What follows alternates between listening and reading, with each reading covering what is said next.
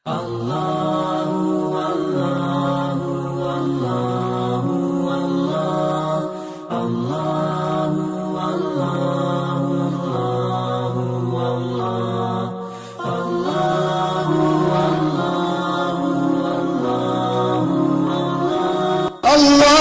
لا إله إلا هو له الأسماء الحسنى. اگر تم مسلمان ہو تو یہ پہلی محبت ہے اللہ کی. سب سے پہلی محبت کروڑہا انسان پیدا کی. تم کو بھی اللہ کو گالی دینے والا بنا سکتے تھے، نعوذ باللہ من ذالک. تم کو بھی اللہ کے نبی کے خلاف کوئی کتاب لکھنے والا بنا سکتے تھے، نعوذ باللہ من ذالک. تم کو صحابہ کو گالی دینے والا بنا سکتے تھے. تم کو بی بی عائشہ اور ابو بکر صدیق اور عمر اور عثمان کو گالی دینے والا بنا سکتے تھے. تم کو علی رضی اللہ تعالیٰ عنہ کو معبود کے درجے پہ اٹھانے والا بنا سکتے تھے. تم کو کسی مردے کی عبادت کرنے والا بنا سکتے تھے. یہ سب نہیں بنے. پہلی محبت مسلمان بنا دی ہے. پھر مسلمان بنانے کے بعد اب ہمارے لیے سمجھنے کے لیے بول رہا ہوں. تم کو موسیٰ علیہ السلام کا بھی امتی بنا سکتے تھے. تم کو داؤد علیہ السلام کا بھی امتی بنا سکتے تھے. تم کو آدم علیہ السلام کے فرما بردار اولاد میں سے پیدا کر سکتے تھے. لیکن اس امت میں پیدا کیے جس کے لیے موسیٰ بولے یا اللہ مجھے یہ امت میں پیدا فرما دے. یہ اللہ کی اور مخصوص محبت ہو گئی. یہ اب پالنے میں مخصوص پالنا ہے اللہ کا، کہ اللہ نے فیصلہ کیا اس کو مسلمان پیدا کیا، میری محبت ہے اس سے، میں میرے نبی کے امت میں رکھ کے پالوں گا اس کو.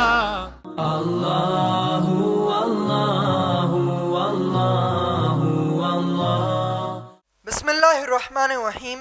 السلام علیکم ورحمۃ اللہ وبرکاتہ. انشاءاللہ میں سماک حسین صدیقی آج یعنی 16 فروری بروز اتوار سن 2020 عیسوی یعنی 16 فروری 2020 سنڈے کو IREF کے دفتر پر شروع ہوئے اللہ کے 99 نام پر جناب عمران کے ہفتہ واری اردو بیانات میں آپ تمام کا یہاں IREF کے دفتر پر تہہ دل سے استقبال کرتا ہوں، اور شروعات میں ہی اللہ سے دعا کرتا ہوں کہ ہم سب مرد اور خواتین کے یہاں اللہ کے لیے جمع ہونے کو اللہ قبول فرما لے، آمین. انشاءاللہ میں آج کے اس بیان کا ناظم جلسہ رہوں گا. اب میں IREF کے شاگرد قاری عبدالرحمن کو قرآن پاک کی تلاوت اور مفہوم پڑھنے کے لیے دعوت دیتا ہوں. قاری عبدالرحمن. السلام علیکم ورحمۃ اللہ وبرکاتہ. اعوذ باللہ من الشیطان الرجیم. بسم اللہ الرحمن الرحیم. الحمد للہ رب العالمین.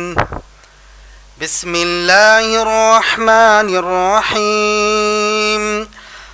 من جاء بالحسنة فله عشر أمثالها ومن جاء بالسيئة فله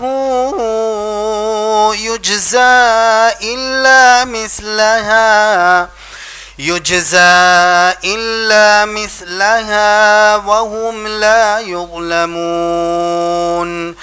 قل إنني هداني ربي إلى صراط مستقيم. قل إنني هداني ربي إلى صراط مستقيم دينا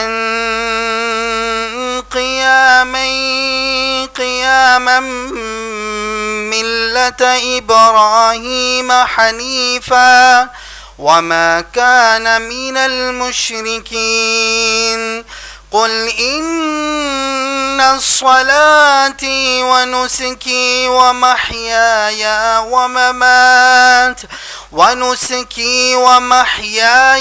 ومماتي لله رب العالمين لا شريك له وبذلك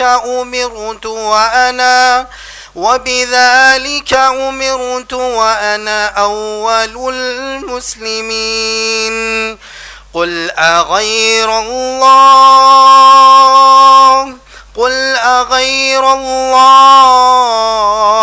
أبغي ربا وهو رب كل شيء ولا تكسب كل نفس إلا عليها ولا تذر وازرة وزر أخرى ثم إلى ربكم مرجعكم فينبئكم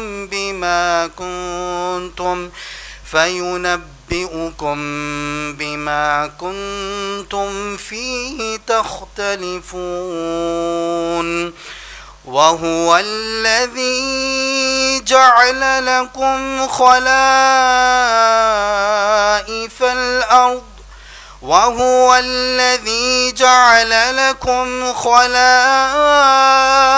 الأرض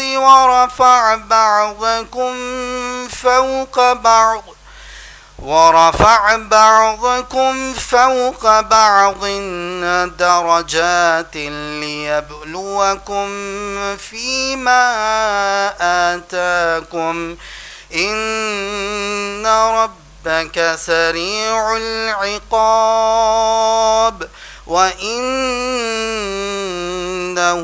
لغفور رحيم.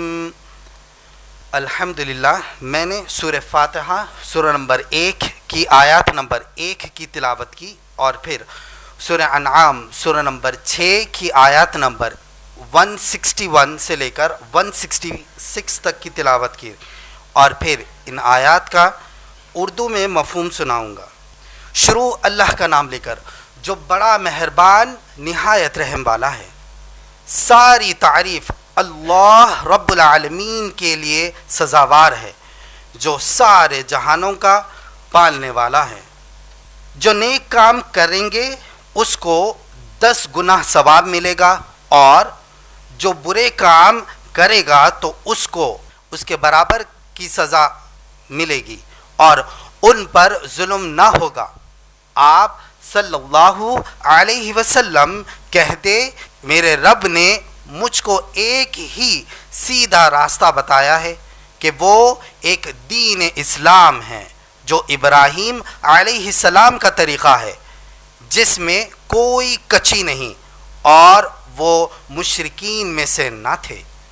آپ کہہ دے کہ بلا شبہ میری نماز، میری ساری عبادات، میری جان اور میرا جینا اور میرا مرنا یہ سب اللہ کے لیے ہے جو سارے جہانوں کا مالک ہے. اس کا کوئی شریک نہیں اور اسی کا مجھ کو حکم ہے اور میں ماننے والوں میں سے سب سے پہلا ہوں. آپ کہہ دیں کہ کیا میں اللہ کے سوا کسی دوسرے کو رب بنانے کے لیے تلاش کروں؟ حالانکہ وہ ہر چیز کا مالک ہے اور جو کوئی عمل کرتا ہے وہ اسی پر رہتا ہے اور کوئی دوسرے کا بوجھ نہیں اٹھائے گا. پھر تم سب کو اپنے رب کے پاس جانا ہے، پھر وہ تم کو سب بتا دیں گے جس چیز میں تم اختلاف کرتے تھے. اور اسی نے تم کو دنیا میں اپنا خلیفہ بنایا اور ایک کو دوسرے پر فوقیت دی تاکہ تم آزمائے جاؤ اس میں سے جو تم کو اللہ نے عطا کی. یقیناً تمہارا رب جلد سزا دینے والا ہے، بلا شبہ وہ بڑا ہی بخشنے والا اور رحم کرنے والا ہے. اسی کے ساتھ میں اپنا مفہوم ختم کرتا ہوں. وآخر دعوانا ان الحمدللہ رب العالمین. الحمدللہ.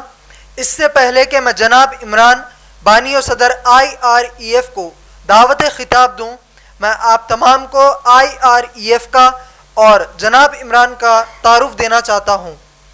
IREF یعنی Islamic research and educational foundation سن 1998 میں حکومت ہند سے رجسٹر کیا گیا ایک دعوتی ادارہ ہے جس کا بنیادی مقصد غیر مسلمانوں میں اسلام کی دعوت پیش کرنا اور گمراہ مسلمانوں کو قرآن اور سنت پر عمل کرنے کی تعلیم دینا ہے۔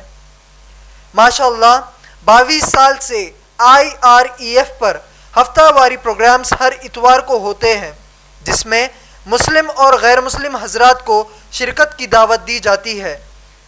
اکثر یہ پروگرامز انگلش میں ہوتے ہیں لیکن اردو بیانات کو بھی کبھی کبھار ان میں شامل کر لیا جاتا ہے جیسے کہ آج کیا گیا ہے۔ الحمدللہ 2005 اکتوبر سے ہر ہفتے کے دن صرف خواتین کے لیے پروگرامز ہوتے ہیں جن میں محترمہ امت المتین اور محترمہ سمیہ فاطمہ کے تقاریر ہوتے ہیں۔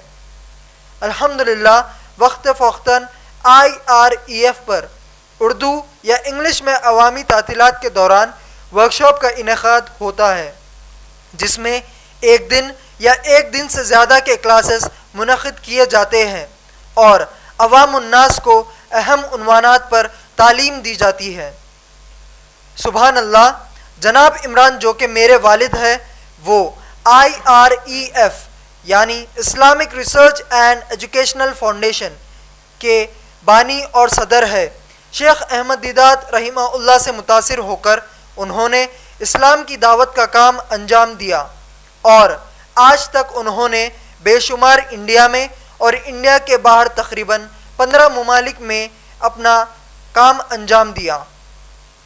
الحمدللہ آپ تمام لوگ یوٹیوب پر IREF ویڈیوز جو کہ IREF کا اپنا چینل ہے اسے سبسکرائب کر سکتے ہیں اور فیس بک پر IREF POSTS کو لائک کر سکتے ہیں۔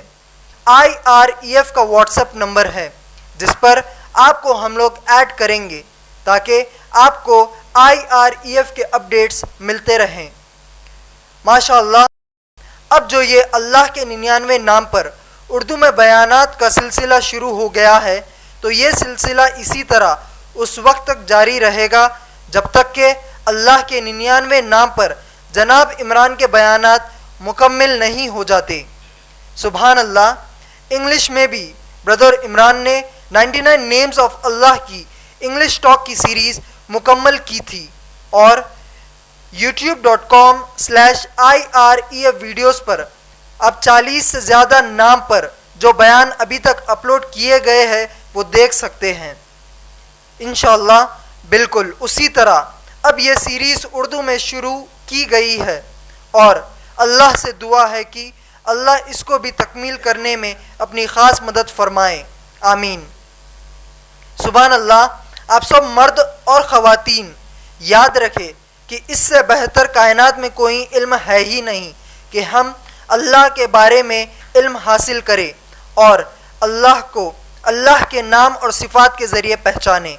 لہٰذا میری آپ تمام مرد اور خواتین سے گزارش ہے کہ آپ لوگ اپنے خاندان کے زیادہ سے زیادہ افراد کو ہر اتوار شام 4 بجے اس پروگرام میں اپنے ساتھ لائے اور سب سے زیادہ اہم اور ضروری بلکہ آج کی حالات میں فرض ہے کہ آپ اپنے ساتھ غیر مسلم دوستوں کو لائے تاکہ انہیں ان کے سچے معبود کا تعارف آپ کے ذریعے ملے اور آپ ان کا اسلام کا ذریعہ بنیں۔ الحمدللہ اب میں جناب عمران کو دعوت دیتا ہوں کہ وہ اللہ کے 99 نام پر آج کا اپنا بیان شروع کرے جس کا عنوان ہے اللہ اور رب سب کا اکیلے پالنے والا۔ جناب عمران۔ الحمدللہ رب العالمین والصلاة والسلام علی رسولہ الکریم وعلی آلہ واصحابہ اجمعین۔ اعوذ باللہ من الشیطان الرجیم، بسم اللہ الرحمن الرحیم۔ الحمدللہ رب العالمین۔ اما بعد، رب اشرح لی صدری ویسر لی امری واحلل عقدۃ من لسانی یفقہوا قولی۔ ماشاءاللہ میں اپنے تمام بھائیوں کا اور میری بہنوں کا اسلامی طریقے سے استقبال کرتا ہوں۔ السلام علیکم ورحمۃ اللہ وبرکاتہ، جس کا معنی ہے آپ تمام پر اللہ رب العالمین کی سلامتی ہو، رحمتیں ہوں اور برکتیں ہوں۔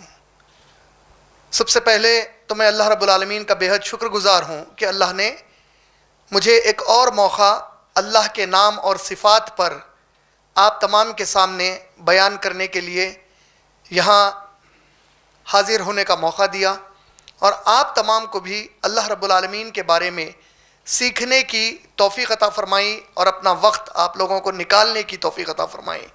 اللہ ہمارے اس جمع ہونے کو ہمارے آخرت میں مغفرت کے لیے قبول فرما لے، آمین یا رب العالمین۔ یہ جو میرا آج کا عنوان ہے اللہ کی صفت الرب پر، انشاءاللہ یہ 2 حصوں میں رہے گا، آج کا ایک حصہ اور پھر انشاءاللہ اگلے ہفتے اس کا ایک حصہ۔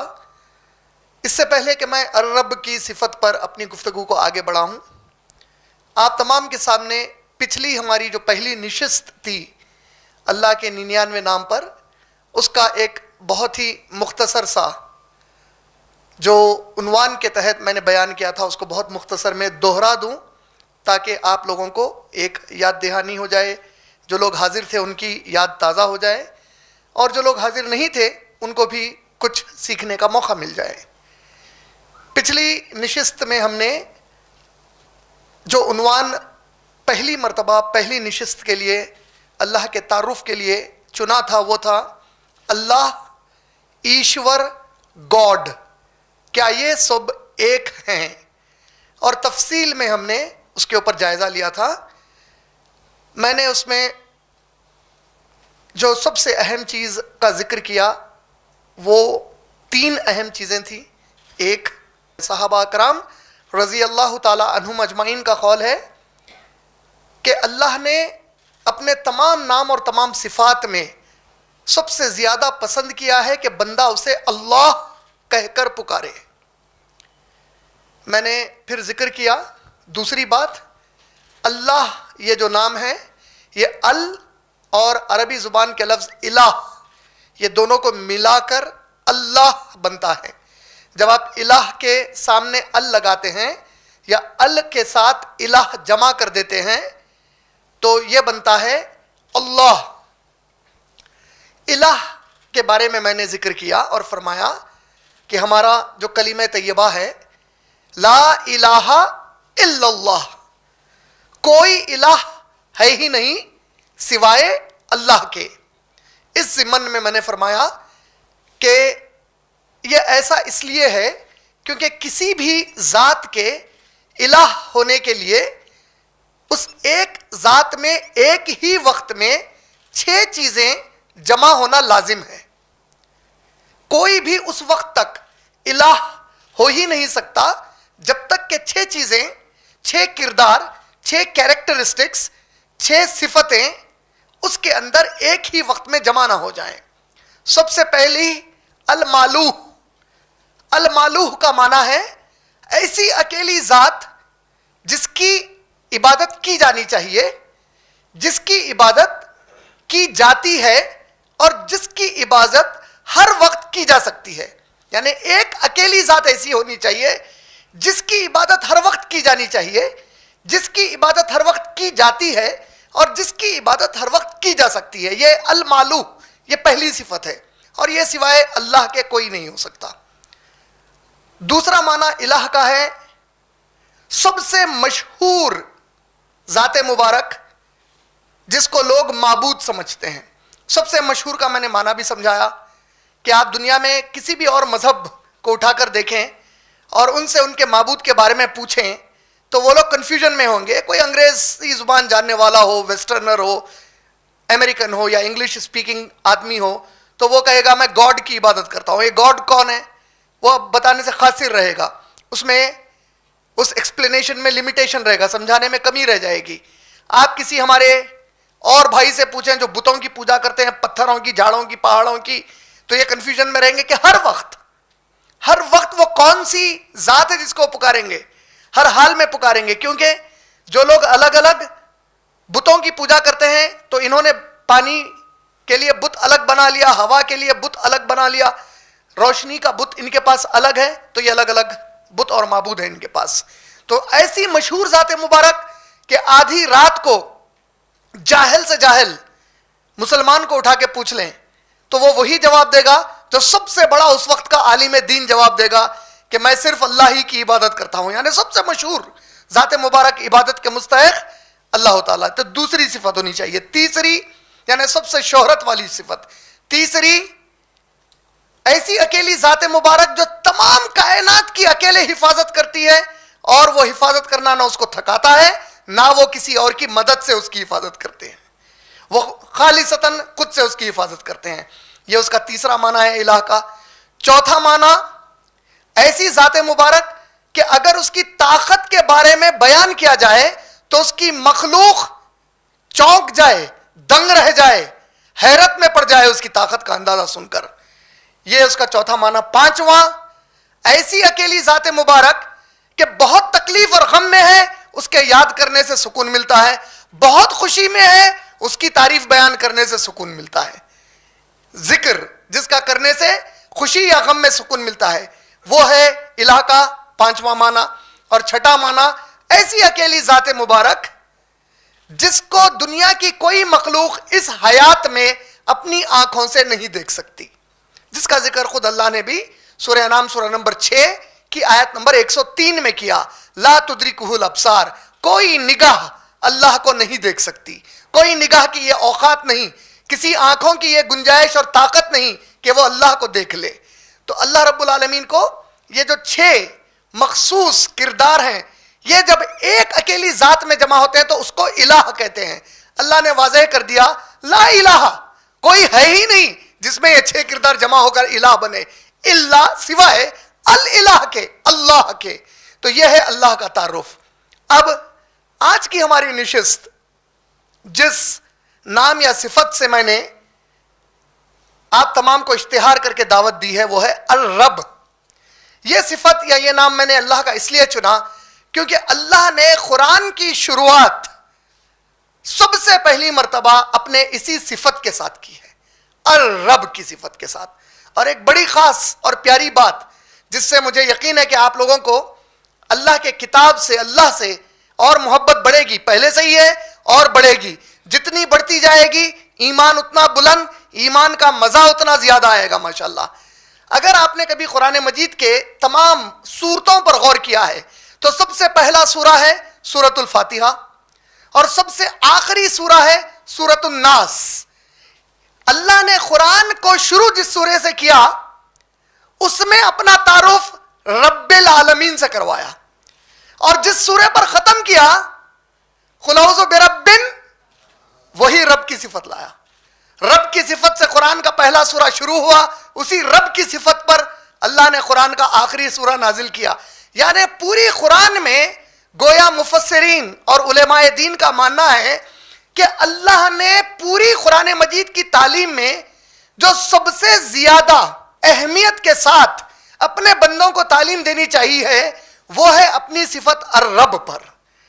اور یہ جو الرب کی صفت ہے اگر آپ قرآن مجید پڑھیں گے تو عربی زبان کی ایک خاص بات یہ ہوتی ہے, عربی کی زبان میں کوئی بھی لفظ آپ لے لیں عربی زبان کا, اس کا جو روٹ ہوتا ہے وہ 3 الفابیٹس 3 حروف پر ہوتا ہے. رب جب آپ لکھتے ہیں تو را با لکھتے ہیں, لیکن عربی زبان میں 3 حروف کا آنا لازمی ہے. تو اصل میں رب عربی زبان میں را با با سے بنتا ہے. رب یہ اس کا روٹ ہے, یہ اس کا بیس ہے, یہ اس کی بنیاد ہے جس سے یہ لفظ نکلا ہے. را با با رب. قرآن مجید میں را با با رب اس بنیادی لفظ سے یا ان بنیادی احراف سے یا حروفوں سے آپ دیکھیں گے کہ قرآن میں لگ بھگ 980 مرتبہ یہ روٹ استعمال ہوا ہے. جیسے ربکم, ربکما, ربہم, ربنا, ربی, ربیانی, ربیون, ربیونا, ربیانا.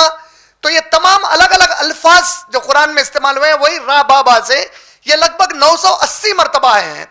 اور رب صرف یہ نام اور صفت اللہ نے اپنے لیے جو استعمال کیا ہے یہ لگ بھگ 500 مرتبہ استعمال ہوا ہے قرآن میں. رب کا یہ نام یا صفت اللہ نے 500 مرتبہ استعمال کی ہے. اور اگر آپ لوگ کبھی غور کریں گے آئندہ اپنی زندگیوں میں اکثر دعائیں جو ہم اللہ سے مانگتے ہیں رب کی صفت کے استعمال سے ہی مانگتے ہیں. ربنا آتینا فی الدنیا منہ ربنا آتینا فی الدنیا حسنۃ وفی الآخرۃ حسنۃ وقنا عذاب النار. سورہ بقرہ کی آیت نمبر 201. آل عمران کی آیت نمبر 8. ربنا لا تزغ قلوبنا بعد اذ ہدیتنا. رب رب ربنا ربنا ربنا. یہ دعا ربی ربی ربی. تو رب کی صفت سب سے زیادہ اللہ نے اپنے بندوں کو جب دعائیں سکھائی ہیں تو اس صفت اور نام سے پکارنا اللہ نے بڑا پسند کیا ہے اپنے آپ کو اللہ کے بعد. اس کے علاوہ اگر آپ لوگ غور کریں گے تو رب یہ جو عربی لفظ ہے عرب لوگ اس کو الگ الگ معنوں میں استعمال کرتے تھے جس وقت اللہ محمد صلی اللہ علیہ وسلم پر قرآن مجید نازل کر رہے تھے. عرب زبان میں اور یہ بات اگر آپ سمجھیں گے تو رب کی یہ صفت سمجھنے میں آپ کو اور دلچسپی پیدا ہوگی اور جب کبھی اب آپ دعائیں مانگیں گے یہ صفت کے ساتھ آپ کی دعاؤں کے اندر کیفیت اور تبدیل ہو کے اللہ سے لگاؤ بڑھ جائے گا انشاءاللہ. اور جب لگاؤ بڑھ جائے گا دعاؤں میں تو اللہ کی قبولیت کے امکانات اللہ کی مغفرت کے امکانات اور اللہ اپنے سے محبت کرنے کے بندوں سے امکانات بڑھ جاتے ہیں ماشاءاللہ.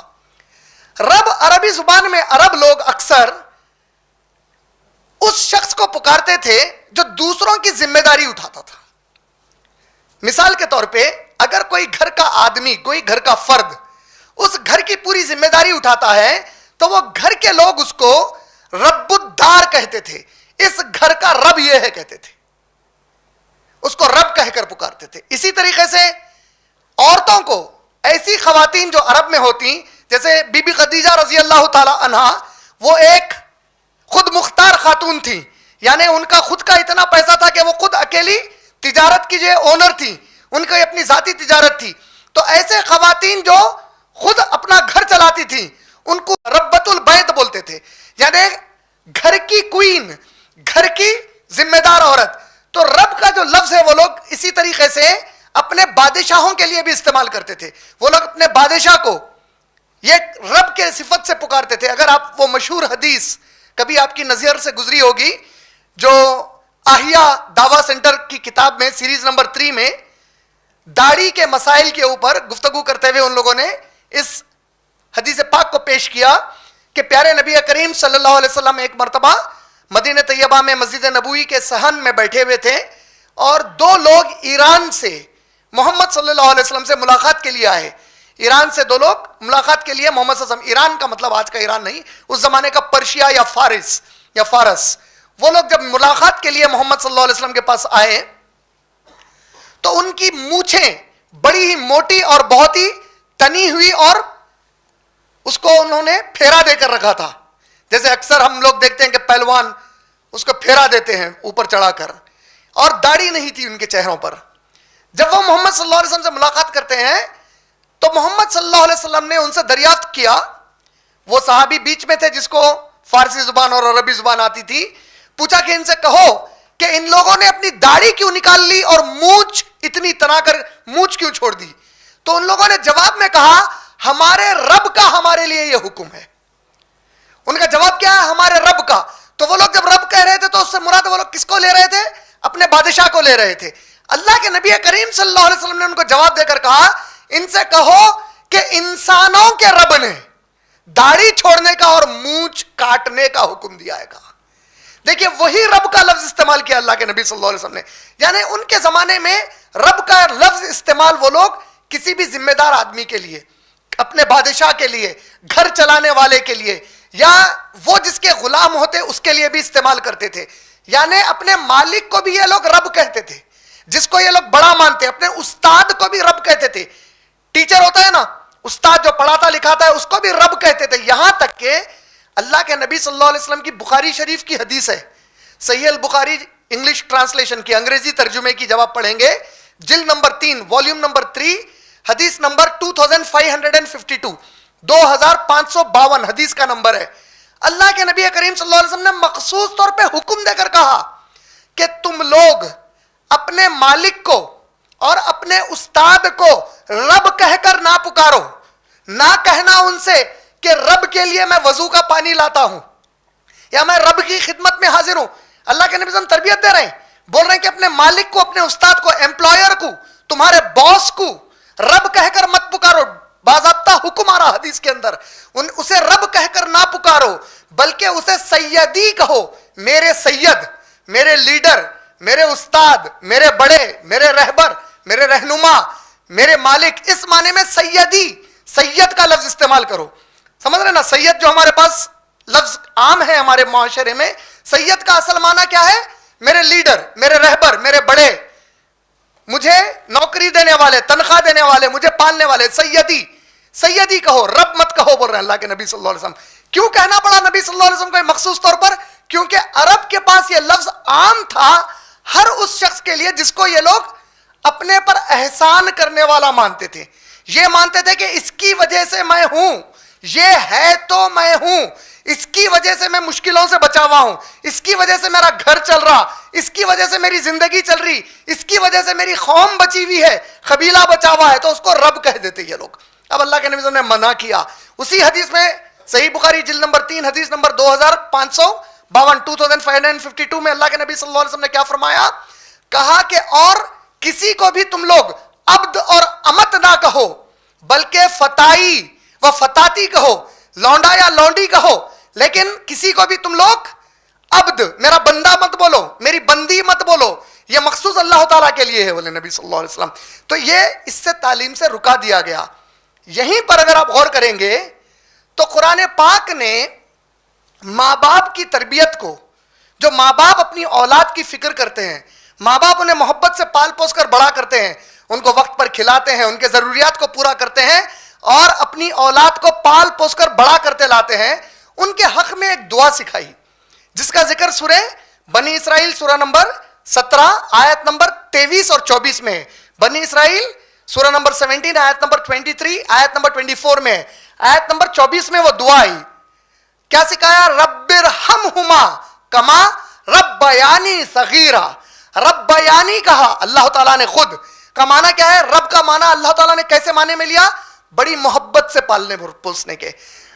دعا کا معنی کیا ہے؟ دیکھیں آپ، رب ارحمہما، اے ہمارے رب ان دونوں پر، ہما ان دونوں پر، میرے ماں اور میرے باپ پر رحم کریے آپ. رب ارحمہما، میرے رب ان دونوں پر رحم کیجئے، کما جس طرح ربیانی صغیرہ. ربیانی صغیر کبیر دو لفظ ہے عربی میں. صغیر کہتے ہیں چھوٹے کو، کبیر کہتے ہیں بڑے کو. ربیانی صغیرہ، جب انہوں نے مجھے چھوٹے پن میں پالا تھا، بچپن میں ربیانی میرے کو پالا تھا. ربیانی صغیرہ، جب میں چھوٹا تھا، جب میں چھوٹا تھا انہوں نے مجھے پالا تھا میرے رب. اب آپ ان کے اوپر رحم کیجئے بلکہ سکھائے. تو دیکھیں رب کا معنی پالنے کے معنی میں استعمال ہوا ہے. یہ تمام باتوں کو نظر میں رکھتے ہوئے اب دیکھتے ہیں کہ رب کا جو معنی آتا ہے جب شرعی اصطلاح میں آتا ہے اور اللہ رب العالمین کی صفت الرب کے لیے آتا ہے، تو اس میں جو خوبیاں ہیں، جو تعلیم ہے، جو معلومات ہیں، یہ واضح طور پر یہ ثابت کرتی ہیں کہ کائنات میں سوائے اللہ رب العالمین کے کوئی الرب ہو ہی نہیں سکتا. ایک ہے رب، جو میں بار بار جب سے کہہ رہا ہوں رب. اللہ کی جو صفت ہے وہ رب نہیں ہے، الرب ہے. الف اور لام را سے پہلے آتا ہے عربی زبان میں.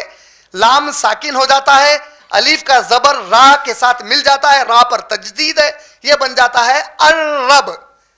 اللہ کی صفت رب نہیں ہے، الرب ہے. رب اور الرب میں فرق اللہ نے جو بتایا قرآن پاک اور احادیث میں جو سمجھ میں آتا ہے، اور جب آپ تعلیمات لیتے ہیں جو سمجھ میں آتا ہے، اس سے آپ کی محبت اللہ سے بڑھ جاتی ہے. اس کی ایک مثال لیجئے. ہم لوگ، اگر میں آپ تمام سے کہہ دوں، میرے بھائیوں سے اور میری وہاں بیٹھی پردہ نشین بہنوں سے کہہ دوں کہ آپ لوگ اپنے ماں باپ کی جو خامیاں ہیں، جو ان کی کوتاہیاں ہیں، کچھ دیر کے لیے ان کو بھلا دیجئے اور صرف ان کی اچھائیاں جو آپ نے بچپن سے ابھی تک دیکھی ہیں اس پر بات کرنا شروع کر دیجئے. اگر آپ لوگ یہ گفتگو اپنے ماں باپ کے لیے شروع کر دیں گے، ان کی اچھائی پر بات کرنے کی، آپ گھنٹوں گفتگو کریں گے اور جس جذبے سے کریں گے. میری ماں جانتے ہیں، ایک مرتبہ میرے والد، ایک مرتبہ اور اب آپ وہ احسانات جو ماں باپ نے آپ کے لیے کیے ہیں ان کو جتانا شروع کریں گے اور جتاتے وقت خوشی محسوس کریں گے، ان سے محبت بڑھنا شروع ہو جائے گی. جیسا جیسا آپ یاد کریں گے وہ احسانات کو، آپ کی محبت اپنے ماں باپ کے لیے اور بڑھتی چلے جاتی ہے. اسی طریقے سے اگر ہم اللہ رب العالمین کے احسانات کا اندازہ کرنے بیٹھیں تو اللہ نے سورہ لقمان میں سورہ نمبر 31 میں کتنی عظیم بات کہی کہ اے میرے بندو، جو یہ 7 سمندر ہیں، 7 سمندر میں پانی کتنا ہے؟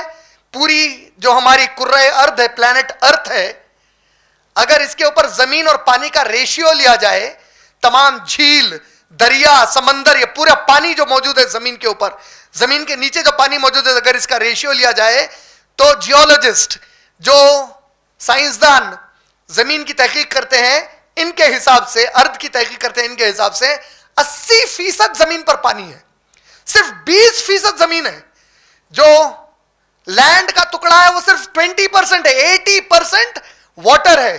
اور اللہ رب العالمین اپنے بندوں سے کہہ رہے ہیں کہ اے میرے بندو، اگر تم لوگ 7 سمندر کے پانی کو انک، INK، انک، سیاہی میں بدل ڈالو، 7 سمندر کے پانی کو سیاہی میں بدل ڈالو، اور جتنے درخت ہیں، کتنے درخت ہیں؟ پوری سائنس آج تک نہیں گن سکی، آج کی لیٹسٹ سائنس کو بھی نہیں معلوم زمین پر کتنے درخت ہیں. جتنے درخت ہیں ان کو قلم بنا لو.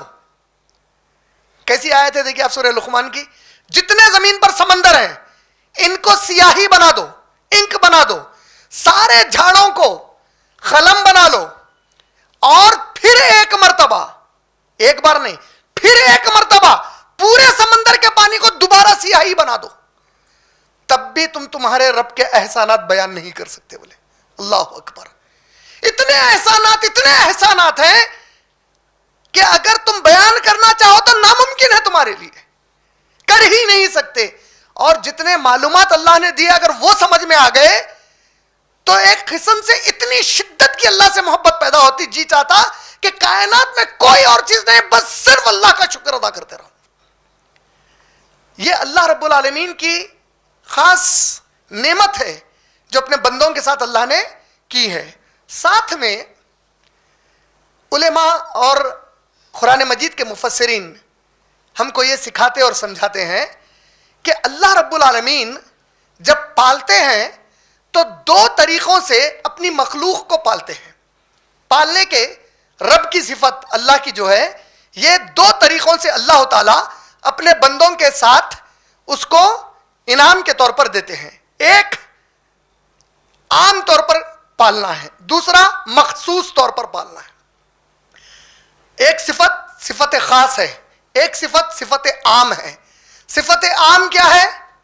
شیطان اللہ کو پسند ہے یا اللہ نفرت کرتے ہیں شیطان سے؟ پھر بھی پال رہے ہیں، پھر بھی پال رہے ہیں. گناہ کو اللہ پسند کرتے ہیں یا نفرت کرتے ہیں؟ پھر بھی گنہگار کو پال رہے ہیں. کفر کو پسند کرتے ہیں یا نفرت کرتے ہیں؟ پھر بھی پال رہے ہیں کافر کو. شرک کو پسند کرتے ہیں یا نفرت؟ پھر بھی پال رہے ہیں مشرک کو. یہ ہے عام پالنا سب کا. اور یہ جو عام پالنا ہے اس میں اللہ کی حکمت ہے، اللہ کا علم ہے، جس کے بارے میں کائنات میں کوئی سوائے اللہ کے نہیں جانتا، نہ سمجھ سکتا ہے اس کو کہ اللہ یہ سب کیوں کر رہے ہیں. لیکن ایمان یہ رکھتا ہے کہ اللہ نے قرآن میں کہہ دیا میں کوئی بھی چیز بغیر مقصد کے نہیں کرتا. اس کا کیا مقصد ہے یہ میرے سمجھ میں نہیں آتا. مثال کے طور پہ آپ دیکھیں گے کہ اگر کوئی پرنسپل ہے اسکول کا، جتنا وہ عہدے میں بڑا ہے، اگر وہ کوئی فیصلہ لے لے اپنے آرگنائزیشن کے لیے، اپنے اسکول کے لیے، کالج کے لیے، یا گورنمنٹ ایک فیصلہ لے لے، تو عام لیول کا جو امپلائی ہے، کلرک ہے، پیون ہے کسی جگہ کا، وہ اس کے فیصلے کو سمجھ نہیں سکتا. اس کا کام کیا ہے؟ صرف جو یہ حکم آ گیا، جو فیصلہ ہو گیا، جو قانون بن گیا، تم بس اس کے اوپر عمل کرو. ان کو کوئی دوسری صلاحیت نہیں بتائی گئی کہ تم اس کو سمجھنے کی کوشش کرو، تم اس کو سمجھو کہ اچھا ہے یا برا ہے. اسی طرح اللہ رب العالمین کائنات کے رب ہے. کائنات کے رب کے فیصلے کو سمجھنے کے لیے مجھے پہلے کائنات کتنی ہے سمجھنا پڑتا، اور کائنات کتنی ہے سمجھنا تو دور کی بات ہے، میرے اس 5 فٹ کے جسم کے اندر کیا کیا ہے یہ خود مجھے نہیں معلوم ہے بھی پوری طریقے سے. یہ خود کے اپنے جسم کے اندر کیا کیا چیزیں اللہ نے بنائی ہیں، کتنی ہے، کتنی تعداد میں، یہ خود مجھے نہیں معلوم. اس کے اوپر انشاءاللہ اگلی نشست میں گفتگو تفصیل سے کروں گا. یہ میرے خود کے اندر کیا ہے. پھر کائنات ہے پوری. یہ کائنات کیا ہے؟ یہ پوری چیزیں جب مجھے پوری طریقے سے سمجھ میں آ گئی تو میں اللہ کے فیصلے کو اس کے بعد سمجھ سکتا ہوں. تو یہ میرے ناممکنات میں سے ہے. پوری کائنات ایک جگہ جمع ہو گئی تب بھی اللہ کی بات نہیں سمجھ سکتی. اسی لیے اللہ الرب ہے, تمام کو پالتا ہے. ہمارے دماغ میں آ سکتا جب شیطان اتنا برا ہے تو اللہ کیوں پال رہے ہیں اس کو. لیکن اگر اللہ پال رہے ہیں تو اس میں کچھ حکمت ہے. اگر اس کو نہیں پالیں گے تو جنت میں جنتی کہاں سے جائیں گے؟ کسی کو جنت میں بھیجنے اس کو پال کے رکھنا ضروری ہے. کسی کو آزمانے انہیں کتنا رب کا ہے اور کتنا رب کے خلاف ہے, آزمانا ضروری ہے. اس کا بھی ذکر اللہ نے سورہ حج سورہ نمبر 22 کی آیت نمبر 11 میں کیا. بڑی اہم آیت ہے. سورہ حج سورہ نمبر 22 آیت نمبر 11 میں اللہ نے اس کا ذکر کیا اور فرمایا ان میں سے بعض لوگ ہیں جو ایمان کے کنارے پر بیٹھے ہوئے ہیں. بولے اللہ تعالیٰ اللہ اکبر. کہاں پر ہے؟ بولے ایمان کے کنارے پر بیٹھے ہیں. ان کو اچھائی مل جاتی ہے تو یہ بڑے مطمئن ہو جاتے ہیں, اور اگر ان کی مرضی کے خلاف ان کو کچھ ملتا ہے تو فوری یہ کفر میں اتر جاتے ہیں. یہ دنیا میں بھی نقصان اٹھائے اور آخرت میں بھی نقصان اٹھائے, اور یہی دراصل سب سے بھینکر نقصان ہے. بولے اس آیت کی تفسیر ابن عباس رضی اللہ تعالی عنہ نے فرمائی اور کہا کہ بعض لوگ ایسے ہوتے کہ یہ لوگ اسلام سے کچھ چاہتے, جب ان کو ان کے حساب سے, ہمارے ذہنوں میں خاص طور پر اللہ ہماری حفاظت کرے ہم سب کی, ہمارے دماغوں میں رہتا میں 5 وقت کی نماز پڑھ لیا, تہجد پڑھ لیا تو میری جو دنیا کی چیزیں ہیں وہ پوری ہوتی چلے آنا میرے ساتھ. اور اگر وہ ہونے لگ گئی تو ان کی نظر میں اللہ سے پیارے کوئی نہیں ہے, ان کی نظر میں اسلام پکا ہے, ان کی نظر میں بس دیکھو یہ کر لیے تو دنیا ملنا ہی ملنا ہے میرے لیے. اللہ تعالیٰ بول رہے ہیں اگر میں اب تھوڑا سا ان کو مشکل میں ڈالا, فتنے میں مبتلا کرا, آزمائش میں مبتلا کرا, تو فوری یہی وہ لوگ رہیں گے جو کہیں گے نہیں بھائی یہ کرنے سے مجھے ایسا ہو رہا, اگر میں یہ نہیں کرتا تو میں یہاں دنیا میں بہت کچھ بن جاتا. اور ایک بات یاد رکھیے آپ لوگ, ایسا ہماری زندگیوں میں کئی موقع آتے ہیں, اللہ ہماری حفاظت فرمائے. اللہ تعالیٰ کیا بول رہے ہیں ایسے لوگوں کے بارے میں؟ ایمان کے کنارے پر کھڑے ہوئے ہیں, بول رہے ہیں ان کی مرضی کی چیزیں. امریکہ کے لیے ویزا لگنا ہے, 1-2 مہینے پہلے سے نمازات, تہجد, ایک اقامت اس کی قضا نہیں ہوتی. اٹھ کے جاتا, گھر کو اٹھا دیتا, گھر کو اٹھا دیتی, ویزا لگ گیا. پہلی قضا دیکھو اس کے بعد اب اس کی, پھر قضا کے بعد تب چھوڑنا بھی شروع ہوا تھا. اب امریکہ کو چلے گیا, داڑھی چھوڑ لیا تھا, نہیں بھائی وہاں پہ امیگریشن والے ایئرپورٹ سے بھی بھیجا سکتے. یہ ہے وہ ایمان کے کنارے پر ہوتے ہیں. مشکل کے حالات آ گئے, ایک دم دیکھ رہے ہیں بھائی دین کا کام کرنے سے دیکھو مشکل پیدا ہو گئی, نہیں تو ہوتی تھی, ہم نہیں بول رہے تھے تم لوگوں کو, آج کے دور میں نہیں کر سکتے بھائی, تم نہ یہ کرے تو مشکل آ رہی. یہ جو پورے ایمان کے کنارے پر ہے بول اللہ تعالیٰ. اسلام ان کے لیے کیا ہے؟ اسلام پہ عمل کرنا. یہ لوگ اپنا ذاتی مفاد تلاش کرتے اس کے اندر, لیکن اس کے باوجود اللہ تعالیٰ کیا بول رہا ہے؟ میں ان کو بھی پال رہا ہوں, میں نبی کو بھی پال رہا ہوں, اور نبی کی موجودگی میں ایسوں کو بھی پال رہا ہوں, اور ان کو بھی پال رہا ہوں جو ابو جہل اور ابو لہب ہے, جو میں نے نبی کو قتل کرنا چاہ رہے ہیں. نعوذ باللہ.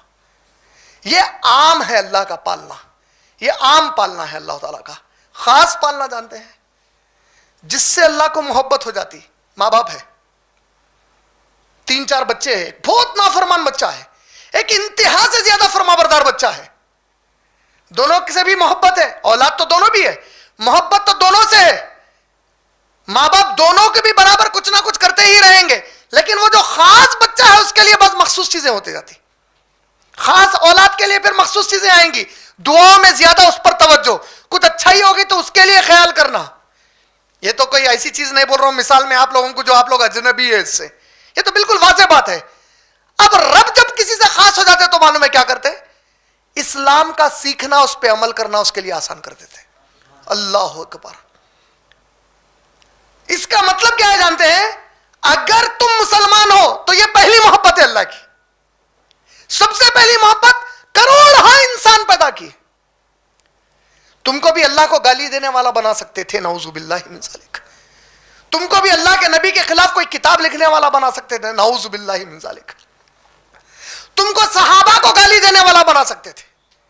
تم کو بی بی عائشہ اور ابو بکر صدیق اور عمر اور عثمان کو گالی دینے والا بنا سکتے تھے. تم کو علی رضی اللہ تعالیٰ عنہ کو معبود کے درجے پہ اٹھانے والا بنا سکتے تھے.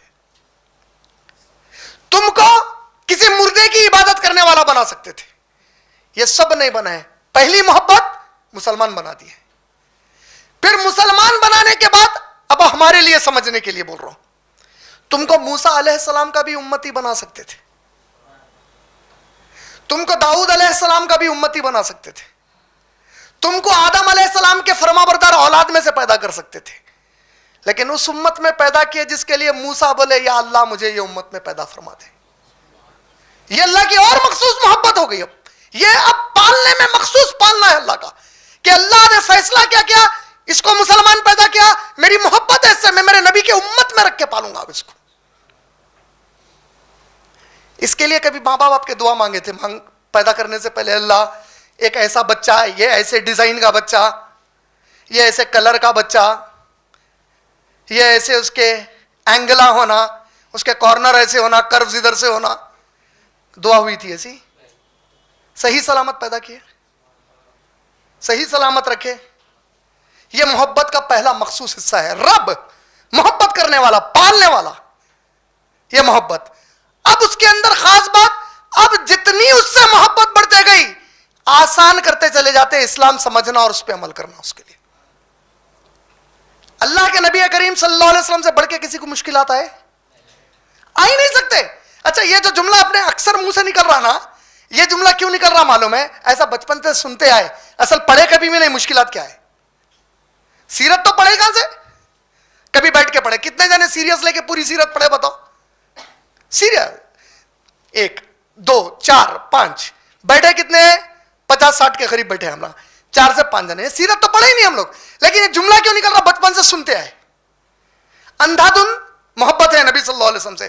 پڑھنے کے بعد سمجھ میں آئے گا کہ حقیقت میں اتنی مشکل میں کوئی بھی نہیں ڈالے گئے. اچھا اس کے پورے مشکلات کے باوجود, اور حدیث ہے اللہ کے نبی صلی اللہ علیہ وسلم کی, اللہ کے نبی کریم صلی اللہ علیہ وسلم کیا فرما رہے ہیں؟ مجھ سے پہلے نہ اتنی مشکل میں ڈال کر کسی کو آزمایا گیا, نہ میرے بعد اب اتنی مشکل سے کسی کو آزمایا جائے گا. بولے یہ خود حدیث ہے اللہ کے نبی کریم صلی اللہ علیہ وسلم کی. اتنی مشکل میں ڈالے. اللہ کے نبی صلی اللہ علیہ وسلم اسلام پر عمل آسانی سے کرتے تھے یا مشکل ہے؟ حدیث ہے وہ بھی, میرا دین آسان ہے بولے اللہ کے نبی صلی اللہ علیہ وسلم. میرا دین مشکل نہیں ہے بولے اللہ تعالیٰ کے نبی صلی اللہ علیہ وسلم. مشکلات کتنے بھی آ جائیں, دین پر عمل کرنا مشکل نہیں ہے بولے اللہ کے نبی صلی اللہ علیہ وسلم. ایمان ہے. تو اس سے کیا بات واضح ہو گئی؟ مشکلات کتنے بھی آ گئے پھر بھی کوئی بندہ عمل کر رہا, یہ ہے وہ بندہ جس سے رب محبت کر رہا ہے. رب پالنے والا محبت کر رہا. اب آپ سمجھ رہے ہوں گے پالنے والے کی محبت کا اس سے کیا تعلق ہوتا؟ پالنے والا اس سے محبت کرنے کا مطلب یہ ہوتا اس کے دین پہ عمل کرنے کے لیے راستے ایسے آسان کرتے کہ انہیں عبادت کرتا, اللہ کو خوش کرتا, اور اس کا دشمن خالی حسد اور جلن میں رہتا, اکھاڑ کچھ بھی نہیں سکتا. اس کے بال کو ہاتھ نہیں لگا سکتا. رب حفاظت کرتے رہتے اس کی. کیوں معلوم ہے؟ رب الرب اگر کوئی ہونا ہے تو جس طرح الہ ہونے کے لیے 6 کردار ہونا ہے, الرب ہونے کے لیے بھی کچھ مخصوص کردار ایک ہی وقت میں جمع ہونا ہے. جب تک وہ ایک ہی وقت میں پورے کردار جمع نہیں ہوئے انہیں الرب ہو ہی نہیں سکتا. اسی لیے ماں باپ رب کی طرح پالتے ہیں محبت سے, الرب نہیں ہو سکتے آپ کے. مگر الرب ہونے کی پہلی صفت کیا ہے معلوم ہے؟ کچھ بھی نہیں سے آپ کو کچھ بنا کے پیدا کرنا. پہلے کچھ بھی ہے ہی نہیں. انسان کیسے پیدا ہوا؟ ماں اور باپ کی منی سے پیدا ہوا. تو منی تھی, وہ منی سے مٹی کی شکل بنی, وہ مٹی سے چمڑا ہڈیاں دی اللہ تعالیٰ, اور پھر بہرحال ہم پیدا ہو گئے. یعنی کوئی چیز تھی تو اس سے پیدا ہوئے.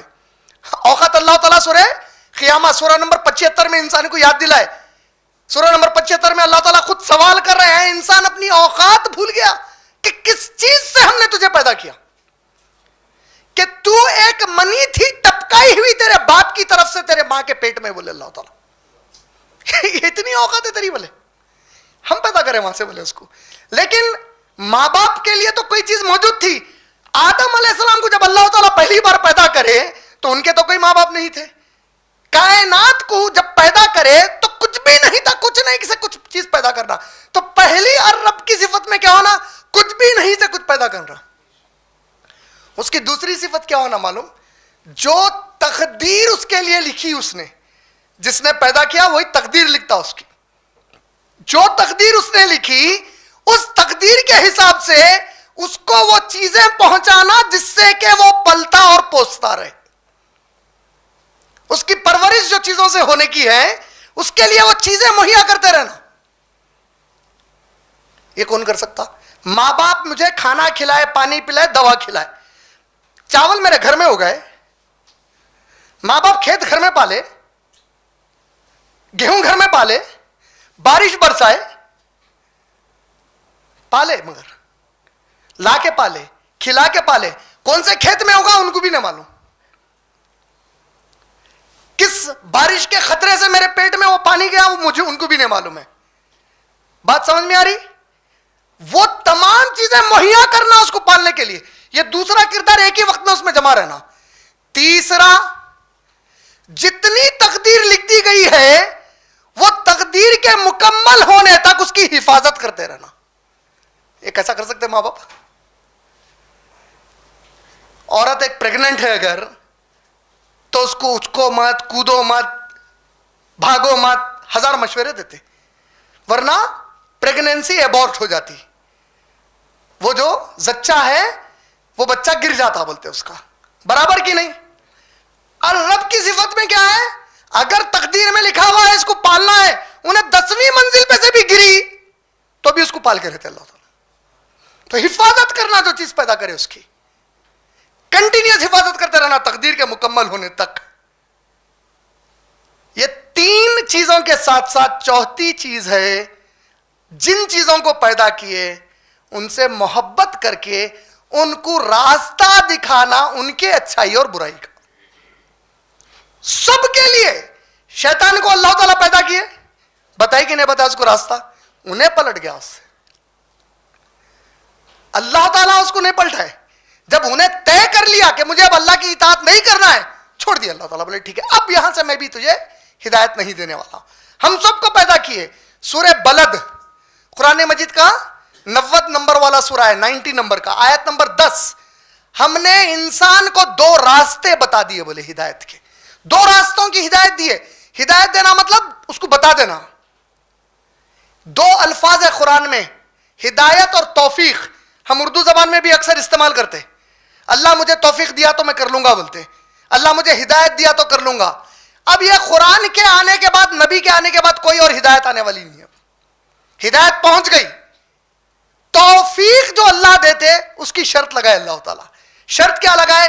میرے بندے کو جب بولا گیا یہ میرا حکم ہے، انہیں کرتا یا نہیں کرتا وہ بات کی بات ہے. حکم میرا سنتے اس کے دل میں ارادہ کیا آیا؟ کرنے کا آیا یا یہ سوچ لیا کہ یہ ایسا کیوں ہے؟ ایسا کیوں ہے سوچا، توفیق سے ہٹا دیا جاتا. تو توفیق کس کے ہاتھ میں رکھ دی گئی؟ اپنی سوچ کے ہاتھ میں رکھی گئی. یہ حکم آیا نبی کا، یہ حکم آیا اللہ کا. حکم سنتے ہی وہ پہلی کیفیت صرف اللہ کو معلوم ہے، بندے کو معلوم ہے، دنیا والوں کو معلوم ہے. اس کیفیت پر توفیق دی جاتی ہے اس کو. یہ طے کر دیا اللہ تعالیٰ. یہ پالنا. اچھا، ان سب کے بعد جیسے میں بتایا قرآن کا جو پہلا سورہ ہے سورہ فاتحہ، اس میں اللہ تعالیٰ فرما رہے ہیں بسم اللہ الرحمن الرحیم الحمدللہ رب العالمین. تمام حمد عالمین کے رب کے لیے ہے. 2 چیزیں یہاں پہ سمجھانا چاہوں گا. ایک، عالمین پوری کائنات کو بولتے. کائنات کا لفظ شاید ہمارے سمجھنے میں تھوڑی سی دقت پیدا کرے یا تھوڑا سا سوچ میں ڈال دے. آسانی سے اسے علماء نے بڑے پیارے انداز میں سمجھایا. شیخ عثیمین رحمۃ اللہ علیہ ایک بہت بڑے عالم دین گزرے، انہوں نے بڑی پیاری بات کہی. اللہ کے سوا جو کچھ ہے وہ عالمین ہے. جو کچھ اللہ کے علاوہ ہے وہ کائنات ہے. اور جو کچھ اللہ کے علاوہ ہے وہ اللہ نے پیدا کیا. سمجھ میں آگے بات؟ جو کچھ اللہ کے علاوہ ہے وہ مخلوق ہے اللہ کی. وہ سب کچھ کس نے پیدا کیا؟ اللہ نے پیدا کیا. اللہ خالق، عالم، الرب، عالمین. جو کچھ اس نے پیدا کیا وہ عالمین ہے. یہ بار بار کیوں بولا معلوم؟ ایک خاص آیت ہے قرآن کی، سورہ جاسیہ سورہ نمبر 45 کی آیت نمبر 13. سورہ جاسیہ سورہ نمبر 45 آیت نمبر 13 کیا ہے جانتے ہیں؟ جو کچھ ہم نے کائنات میں پیدا کیا، مطلب عالمین میں جو کچھ عالمین میں پیدا کیا، اے انسان تیری خدمت کے لیے پیدا کیا. بولے اللہ اکبر. تیری خدمت کا مطلب کیا ہے؟ تیری یہاں زندگی میں تجھے جو ضروریات ہے وہ ضروریات کو پورا کرنے اتنی پوری کائنات بنایا. بولے. اور سورہ زاریات سورہ نمبر 51 سورہ نمبر 51 کی آیت نمبر 56 میں بولے انسان اور جن کو میری عبادت کے لیے پیدا کیا. بولے پوری کائنات تیرے لیے پیدا کیا، تجھے میری عبادت کے لیے پیدا کیا. بولے سمجھ میں آگے بات؟ عالمین. عالمین کے معنی انشاءاللہ سمجھاؤں گا. ساتھ میں حمد کے معنی بھی سمجھ جائیے. حمد عربی زبان میں کہتے ہیں دو چیزوں کے ایک جگہ جمع ہو جانے کو. وہ دو چیزیں کیا ہیں؟ تعریف اور شکریہ. یہ دونوں ایک جگہ جمع ہوئے تو اس کو عربی میں حمد بولتے. ہم نبی کریم صلی اللہ علیہ وسلم کی تعریف بیان کرتے ہیں کئی بار. صحابہ سامنے تھے تو شکریہ بھی بولے نبی صلی اللہ علیہ وسلم کو کئی بار. آپ میں جب نبی صلی اللہ علیہ وسلم کی تعریف کرتے تو اس کے لیے نعت شریف لفظ آیا. حمد کا لفظ سوائے اللہ کے کسی اور کے لیے استعمال نہیں ہوتا. وجہ کیا ہے اس کی دیکھیے آپ. حمد کے اندر میں بولا کہ دو معنی آتے ہیں. جمع ہونے پر حمد ہوا. ایک ہے تعریف، دوسری ہے شکر گزاری. یہ دو چیزیں جمع ہو کر حمد بنی. حمد کہتے ہیں ایسی تعریف کو اور ایسی شکر گزاری کو جو تمام دوسری تعریفوں اور شکر گزاری سے الگ ہوتی. کیوں؟ میرے ماں باپ کی میں تعریف کرتا ہوں. تعریف کب کرتا ہوں؟ جب مجھے معلوم ہوتا کہ وہ لوگ احسان میرے پہ کیا کیا کریں. بڑے ہوتے ہوئے ماں باپ بتاتے نا تو کیا معلوم ہے تیرے کو، ایک بار بہت طوفانی بارش ہو رہی تھی، تیرے کو بخار تھا، کہاں کہاں لے کے پھرے، بھگ گئے ہم بخار سے پڑ گئے مگر تیرے کو پالے، ہم بھوکے رہ گئے تیرے کو کھلائے. میری محبت بڑھتی سن کے میرے ماں باپ کی یہ تعریف. جب یہ تعریف سنتا ہوں تو میرے دل میں ان سے محبت بھی بڑھی، میرے دل میں ان کے لیے شکر گزاری بھی پیدا ہو گئی. اچھا، عام طور پہ میں کسی کا شکریہ ادا کرتا ہوں، شکریہ بھائی بولتا ہوں. اب آپ لوگ آئے میرے پاس، شکریہ کس کو بھی نہیں بولا کیونکہ میرے کو ایسا دکھا ہی نہیں آپ لگا میرے پہ احسان کرے آ کے. شکریہ کب بولوں گا؟ ہاں پرسنلی ڈونیشن دیے تو شکریہ بھائی بول سکتا ہوں. اب ذرا احسان کرے جیسا دکھا. تو مذاق کے علاوہ بتا رہا ہوں کہ عام طور پہ انسان شکریہ کب بولتا کسی کو؟ جب اس سے کوئی فیور اس کو ملتا، اس سے محسوس کرتا کہ میرے کو کچھ فائدہ پہنچا تو اب شکریہ بولتا انہیں. ورنہ شکریہ بھی نہیں بولتا. چلتے پھرتے thank you thank you thank you بولے تو تھوڑی چلتا پھرتا کسی کو بھی جو دکھے تھینک یو تھوڑی بولتا انہیں نہیں بولتا. کیونکہ فیور لینے کے بعد شکریہ بولتا انہیں. تعریف کرتا محسوس ہونے کے بعد تعریف کرتا. حمد کے لفظ میں اللہ تعالیٰ بندے کو تربیت کرے. تیری اوقات ہی نہیں ہے کہ تو میرا پورا تعارف پہچانے، نہ تیری اوقات ہے کہ میری جو نعمتیں ہیں اس کے معیار پر میرا تو شکریہ ادا کر سکے. میرے بندے اسی واسطے اگر تو الحمدللہ رب العالمین بول دیا تو میں یہ حمد کے لفظ میں جب تو میرے لیے بولتا تو میں یہ دونوں بھی معنی جمع کر کے لے لوں گا. یعنی میرا بندہ میری تعریف اس طریقے سے کیا کہ جتنی میری نعمتیں جو اس کو نہیں معلوم تھی پھر بھی ایمان لایا کہ میری طرف سے اور میری تعریف کیا، اور جتنی میری نعمتیں تھی جس کا اس کو اندازہ نہیں ہے، جس کی وجہ سے وہ بچا ہوا ہے، اس کے لیے شکریہ کیا. یہ دونوں الفاظ کو اللہ نے حمد کے معنی میں جمع کر دیا. سمجھ میں آیا؟ چھوٹی مثال دیتا ہوں اس کی. ہم سب یہاں پر آئے، جمعے کی نماز سب سے آسان مثال میں کئی جگہ دیا، آپ لوگوں کو بھی دہراتا ہوں. جمعے کی نماز، آپ میں سے ہر کوئی جو جمعے کی نماز کو جاتا گھر سے نکلتے وقت نہا کے دھو کے یا صبح اگر نکل رہا تو جمعے کا دماغ میں رکھ کے آج جمعے کی نماز کو جانا ہے. مخصوص طور پہ باقی کے دنوں کے علاوہ ذرا سپریٹ طریقے سے اسپیشل طریقے سے تیار ہو کے جاتا، برابر خوشبو لگا کے ذرا ڈھنگا اور لباس پہن کے، برابر کی نہیں؟ اچھا کھانے کو بیٹھا ہاتھ دھو کے صاف برتن میں کھاتا, برابر کی نہیں؟ ہمارے درمیان اللہ باز ایسے اپنے بندوں کو رکھے جو روز صبح شام ہم کو دکھتے مگر ہم غور نہیں کرتے کبھی. آپ کے میرے جیسے ہی بندے ہیں, کسی کے بیٹے ہیں, کسی کے بھائی ہیں, کسی کی بہنیں ہیں, ان کے آنگ پر بھی لباس ہے, وہ بھی عمر میں بڑے ہو چکے ہیں, لیکن کھاتے کہاں سے ہیں؟ کچرے کی کنڈی سے اٹھا کر کھاتے. ان میں بعض مجبور ہے, بعض مجبور نہیں ہے. بڑے گھر کا رہتا پاگل ہو گیا, اس کو اندازہ ہی نہیں ہے, کہیں پر فضلہ رکھا ہوا ہے, ایکسکریٹا ہے, اس میں ہاتھ ڈال دیتا. ایسا دیکھے کہ نہیں دیکھے؟ ایسے دنیا میں کئی مثالیں ہیں. ایک رگ یہاں کی سرک گئی, یہ پوری آپ کی اسٹوری میں پنے کی ختم ہو گئی وہاں پہ. کتنے بار اس پر غور کر کے ہم شکر ادا کرتے گئے اللہ کا, اور اگر خالی اس کا شکر ادا کرنے بیٹھ گئے, ہر سانس پہ کرنا پڑتا, ہر سانس پہ خالی اللہ شکر ہے ابھی بھی پاگل نہیں کرے, اللہ شکر ہے ابھی بھی پاگل نہیں کرے بول لیتا پڑھنا پڑتا. یہ ایک بہت چھوٹی نعمت بتا رہا ہوں. حدیث پاک میں آیا قیامت کے دن اللہ کے نبی کریم صلی اللہ علیہ وسلم نے فرمایا فرشتے لا کر بعض ایسے بندے رہیں گے اللہ کے جس کے سامنے 3 رجسٹر رکھیں گے سامنے. بولے ایک رجسٹر سیدھی طرف, ایک رجسٹر بائیں طرف, ایک رجسٹر بیچ میں رہے گا. رائٹ والا رجسٹر نیکیوں کا, بائیں والا رجسٹر, لیفٹ والا رجسٹر برائیوں کا, بیچ والے رجسٹر میں جو نعمتیں اللہ تعالیٰ بندے کو زندگی میں دیے اس کی لسٹ رہیں گی پوری, کیا کیا نوازے تھے. اور اللہ کے نبی صلی اللہ علیہ وسلم فرماتے ہیں جو سب سے چھوٹی نعمت, سب سے چھوٹی نعمت ہے وہ سب سے پہلی لکھی بھی رہیں گی. سب سے چھوٹی, بڑی نعمتیں نہیں, سب سے چھوٹی نعمت سب سے اوپر لکھی بھی رہیں گی. اللہ بندے سے کہیں گے یہ نعمت میری زندگی میں تیرے کو جو دیا تھا میرے بندے تیری زندگی میں, تو میری یہ نعمت کو استعمال کرا, آج اس کی فیس ادا کر, پے دا بل. تو الیکٹریسٹی کرنٹ یوز کر رہا, مہینے کے بعد پے دا بل. تو جو بھی چیز یوز کر رہا پے دا بل. آج آ گیا وہ وقت, اب اس کا بل ادا کر. اللہ کے نبی صلی اللہ علیہ وسلم فرماتے ہیں اللہ کی قسم ہے سب سے نیک بندہ جو ہوگا اللہ کا, اس کی تمام نیکیاں اگر وہ دے دے تب بھی سب سے چھوٹی نعمت کا حق ادا نہیں کر سکتا. بولے سب سے چھوٹی نعمت کا. کتنی نعمتیں ہم کو اندازہ ہی نہیں ہے اس کا.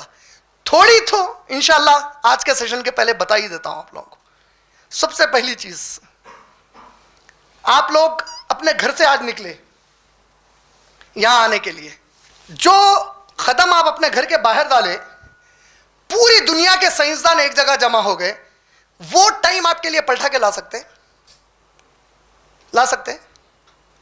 میں صاحب بھی ہاتھ ہلایا تھا تھوڑی دیر پہلے, یہ رک گیا اب میں ہلا کے, یہ جو اتنا ہلایا تھا ذرا دیر پہلے یہ وقت واپس لا سکتا ہوں. آپ پلک مارتے, یہ ایک پلک جو مارے تھے واپس وہ وقت لا سکتے. ہر لمحہ ایوری مومنٹ ایک عالم ہے عربی زبان میں. الحمدللہ رب العالمین کا معنی ہے ہر لمحے کو میں پال رہا ہوں. بولے اللہ تعالیٰ میں پالنا چھوڑ دیا تو کائنات تباہ ہو جاتی پوری. ہر لمحہ پلک ہلایا تو غور کرا, میں پال رہا ہوں, اس کو پال رہا ہوں میں. باضابطہ پالنے کے معنی میں رب میں کیا کیا گئے تھے, سرے سے پیدا کرنا. جتنا وقت لکھا ہوا ہے اتنے وقت میں اس کو پلنے کے لیے جو چیزوں کی ضرورت ہے حفاظت بھی کرتے رہنا اس کی. میں جب پہلی بار بولا آپ لوگوں کو سمجھ میں نہیں ہے یہ بات, اب سمجھاتا ہوں اس کو ذرا سنو. آنکھ ہے, کتنے آنکھ ہیں ہمارے کو؟ 2 ہے. اچھا یہی آنکھ کے ڈلے میں پتلی ہے, وہ خالی پتلی سے کیوں دیکھ رہا ہوں, باقی کے ڈلے سے کیوں نہیں دیکھ رہا ہوں؟ 80 سال 100 سال 60 سال تیز ہوا میں پھرے, بارش میں پھرے, باہر پھرے, غفلت سے ایک بندہ اچھل کے آگے لگ سکتا. کتنے بار شکر ادا کرے یہ آنکھ کو کبھی دھکا نہیں لگا. بلکہ ایک ایک لمحہ اب کون سی چیزیں گناؤں, کون سی چیزیں گناؤں. اس کے بعد خاص بات معلوم ہے آپ کو, آنکھ جو آپ کی دیکھ رہی نا یہ پورے نظارے کو, آپ کو معلوم ہے ایسی چیز اللہ نے نعمت کے طور پہ عطا کیا ہے انسان کو. سائنس کہتی ہے انسان کی آنکھ 70 لاکھ رنگ میں فرق کر سکتی. It can differentiate 7 million colours. 70 lakh رنگ پہچان سکتی انہیں الگ الگ. یہی چمڑے کی آنکھ ہے. پھر اور ایک خاص بات بتاتا ہوں. آنکھ سے آپ دیکھتے کیسا معلوم ہے؟ آپ جس بھی چیز کو دیکھ رہے ہیں پہلے اس پہ روشنی گرنا ضروری ہے. جب اس پہ روشنی گرتی, وہ روشنی اس کے اوپر گرنے کے بعد آپ کی آنکھ پہ ریفلیکٹ ہوتی. ریفلیکٹ ہونے کا مطلب کیسا ہے؟ دیوار پہ گولا مارے آپ, گولا دیوار کو لگ کے واپس آپ کی طرف آتا, روشنی وہاں پڑ کے آپ کی آنکھ پہ پلٹ کے آتی. آپ کی جب آنکھ پہ روشنی پلٹ کے آتی تو سائنس کے مطابق یہاں پہ وہ آدمی یا عورت آپ جس کو بھی دیکھ رہے ہیں اس کا سر نیچے پیر اوپر رہتا جب روشنی پلٹ کے آتی آپ کے پاس. معلوم ہے یا نہیں معلوم ہے؟ میں ٹھہرا ہوا ہوں تو میرا سر اوپر پیر نیچے ہے, آپ لوگ مجھے دیکھ رہے ہیں. پہلی مرتبہ جب آپ آنکھ پہ دیکھتے آپ کے تو آپ کی آنکھ پہلی مرتبہ روشنی جو ریفلیکٹ کری پلٹ کے, انہیں میرے پیر اوپر بتائی, سر نیچے بتائی. آپ کو سمجھ میں آ؟ اس کے بعد کیا ہوا معلوم ہے؟ وہاں سے وہ روشنی کرنٹ کے اندر تبدیل ہوئی, الیکٹریسٹی میں تبدیل ہوئی. وہ الیکٹرک سگنلز آپ کے یہ سر میں بھیجا جو اندر رہتا یہاں, یہ بھیجے کے ایک پچھلے حصے پہ گئے. یہ پچھلا جو حصہ ہے جو آپ کو سگنل پلٹا کے کریکٹ کر کے دیتا دیکھنے کے لیے, کتنی دیر میں کر رہا؟ بلینز آف سیکنڈز کے اندر ہو رہا, بلینتھ آف اے سیکنڈ میں ہو رہا. ایک لمحے کے لیے آپ کو ریورس نہیں ہوا ہونے. اور خاص خوبی یہ ہے جو دماغ کا حصہ پیچھے سے آپ کو نظارہ دنیا کا دکھا رہا, وہ دماغ کا سب سے اندھیرا حصہ ہے جہاں کبھی بھی روشنی نہیں پہنچتی. ایک وہ رگ کو ٹیڑھا کر دیے تو سارا جہاں الٹا دکھنا شروع ہو جاتا آپ کا. اس کے بعد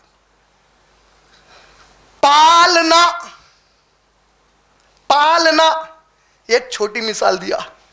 عالمین بولے اللہ تعالیٰ. اب ایک بڑی مثال, 1929 میں ہبلز ٹیلیسکوپ ایجاد ہوئی. ٹیلیسکوپ دوربین, ہبل سائنٹسٹ کا نام ہے, بہت پاورفل دوربین ایجاد کرا جس سے کائنات دیکھنا شروع کرے. لگ بھگ 1930 تک انسان سمجھتا تھا یہ سورج, یہ ستارے, یہی میری پوری کائنات ہے. لیکن وہ ٹیلیسکوپ کی دریافت کے بعد دریافت اب رک رہی نہیں کائنات کے بارے میں. جتنی دریافت کر رہے ہیں انسان بحران ہوتے چلے آ رہے ہیں, پریشان ہوتے جا رہے ہیں, کتنی بڑی کائنات ہے آخر. تو اس پوری کائنات کے بارے میں جب دریافت ہونا شروع ہوا 1930 کے بعد, تو پہلی بار 1930 کے بعد پتا چلا کہ یہ جو سورج ہے ہمارا, اس کے اطراف یہ جو 8 یا 9 سیارے ہیں, پلانٹس ہیں, اور جو یہ تارے دکھ رہے ہیں آپ کو آپ کے آسمان میں, یہ کتنے ہیں؟ تو انہوں بولے یہ ایک گیلیکسی ہے آپ کی. گیلیکسی کا معنی اس میں ایسے کروڑہ سورج ہیں, ایسے کروڑہ سیارے ہیں, اور ایسے لگ بھگ 200 بلین اسٹار ہے. اسٹارز کتنے ہیں؟ 200 بلین تارے ہیں. 1 بلین کتنے کا ہوتا؟ 1000 ملین کا ہوتا. 1 ملین 10 لاکھ کا ہوتا. 1000 ملین کا 1 بلین, 200 بلین تارے ہیں. کہاں پہ؟ جو آسمان آپ دیکھ رہے ہیں یہ گیلیکسی, یہ آپ کی گیلیکسی میں 200 بلین تارے, اور ایسی ہے زمین آپ کی, یہ پوری ملا کے آپ کی ایک گیلیکسی ملکی وے ہے. اب ایڈوانس دوربینوں سے دیکھے تو پتا چلا ایسے گیلیکسی میں, ایک گیلیکسی میں جو 200 بلین تارے ہیں, ایسے 200 بلین سے زیادہ گیلیکسیز ہیں. اور ایسے جو 200 بلین سے زیادہ گیلیکسیز ہیں وہ کتنے بڑے ہیں؟ تو ان کا ماننا یہ ہے جتنی ان کو دکھائی دے رہی کائنات, وہ پوری کائنات میں خالی 5% ہے. 95% اندھیرا ہے, ان کو نہیں معلوم وہاں پہ کیا پہ. اور یہ جو 5% ان کو دکھ گئے, یہ اب آپ میں جو زمین پر ٹھہرے ہوئے ہیں, پھر رہے ہیں, گھوم رہے ہیں, گھر بنا لے کے, یہ ہماری زمین کو لے کے یہ پوری گیلیکسی سورج 1,00,000 کلومیٹر فی گھنٹے کی رفتار سے تیر رہا. کیا اسپیڈ ہے؟ 1,00,000 किलोमीटर पर आवर ये सफर कर रहा, कहां पे? कायनात में सफर कर रहा। कहां सफर कर रहा? तो इनका मानना यह है ये पूरे 200 गैलेक्सीज एक दूसरे से इस तरह दूर होकर फैलते चले जा रहे हैं। फैलने का मतलब क्या है? अब जगह का अंदाजा करिए, रफ्तार क्या है? 1,00,000 किलोमीटर पर घंटा इनका। अब ऐसे कितने और हैं, क्या रफ्तार से फैल रहे हैं अल्लाह को मालूम है, कितनी बड़ी है अल्लाह को मालूम है। ये सबको पाल रहा हूं बंदे तेरी हिफाजत के लिए। बोले अल्लाह अकबर, अल्हम्दुलिल्लाह। वो तमाम चीजों की तारीफें और शुक्र है जिसके बारे में हम जानते भी हैं और जिसके बारे में हम बिल्कुल नहीं जानते, और जो नहीं जानते वो इतनी ज्यादा है कि जिसका अंदाजा अगर हम क़यामत तक हयात मिल गई और हर कोई एक नेमत पे लिखने बैठा भी तो खत्म नहीं होती। अब यह है रब की सिफत अल्लाह ताला की। इंशाअल्लाह इसको और तफसील में इस तारुफ के बाद बुनियादी अगली निशिस्त अगले एतवार में ले जाऊंगा इंशाअल्लाह, जरूर उसमें भी शिरकत कीजिए। मैं अपनी इस गुफ्तगू को उस दुआ से ख़त्म करना चाहूँगा जिससे मैं हर बयान को शुरू करता हूँ, जो मूसा अलैहिस्सलाम ने पढ़ी थी। रब्बिश रहली सदरी, सूरह तौहा सूरह नंबर 20 आयत नंबर 25, 26, 27 और 28। रब्बिश रहली सदरी, जब फिरौन को दावत देने के लिए अल्लाह ताला हुक्म दिए तो ये दुआ पढ़ कर गए मूसा अलैहिस्सलाम। रब्बिश रहली सदरी, ऐ मेरे रब मेरे सीने को खोल दीजिए, मेरे इल्म में इजाफा कर दीजिए, मेरी समझ बढ़ा दीजिए। रब्बिश रहली सदरी वयस्सिर ली अमरी, और मेरे काम को मेरे लिए आसान कर दीजिए। वहलुल उक़दतम मिन लिसानी, मेरी जुबान में अगर कोई गांठी है कि मैं हक बात बोलने से कतराता हूं, डर जाता हूं, मुंह नहीं खोलता किसी के सामने, तो वो गांठी को खोल दीजिए और किसी का खौफ मत रखिए सिवाय आपके। वहलुल उक़दतम मिन लिसानी वयफ़क़हू क़ौली, और जो सुनने वाले हैं उनके दिमाग को मेरी बात समझने के लिए खोल दीजिए। माशाअल्लाह। व आखिरु दावानिल हम्दुलिल्लाहि रब्बिल आलमीन। Jazakallah khair. Inshallah, now I will give a talk on the topic Pillars of Islam. Alhamdulillahi Rabbil Alameen. Wassalatu wassalamu ala Rasulil Kareem. Wa ala alihi wa ashabihi ajma'een. A'udhu billahi minash shaitanir rajeem. Bismillahir rahmanir rahim. Inna ad-deena inda Allahil Islam. Rabbi shrah li sadri wa yassir li amri wahlul uqdatam min lisani yafqahu qawli. Respectable brothers and sisters, I welcome all of you with the Islamic greetings. Assalamu alaikum wa rahmatullahi wa barakatuhu. Meaning, may the peace, mercy and blessings of Allah subhanahu wa ta'ala be on all of you. The topic of my talk is Pillars of Islam. Let us understand the word Islam. Islam is basically derived from two root words, salam and silm. Salam means peace, silm means surrenderance. As such, Islam would mean surrender peacefully to Allah alone. Many people have a misconception that Prophet Muhammad sallallahu alaihi wasallam has introduced Islam. But to clarify this, Allah subhanahu wa ta'ala mentions in the glorious Quran in Surah Ma'idah, Surah number 5, ayat number 3. Allah says, "This day we have completed your religion for you." So this ayat clearly testifies that Prophet Muhammad sallallahu alaihi wasallam has not introduced Islam, but rather than he completed the teachings of Islam which began with Adam alayhi salam. Our last Prophet Muhammad sallallahu alaihi wasallam said in Sahih Bukhari, volume number 1, hadith number 8, Islam is based on 5 pillars. The first pillar is Tawheed, which means to bear witness that there is no God except Allah. The second pillar of Islam is Salah, which we Muslims offer 5 times a day, and it is a method of worship to Allah alone. The third pillar is Zakat. If you translate in English, it means to purify or to grow, and it is obligatory on eligible Muslim to pay Zakat yearly. The fourth pillar of Islam is Hajj, which is obligatory on eligible Muslim to perform a sunnah action at Makkah. The fifth pillar of Islam is Saum. If you translate in English, it means fasting, which we Muslim fast in the month of Ramadan.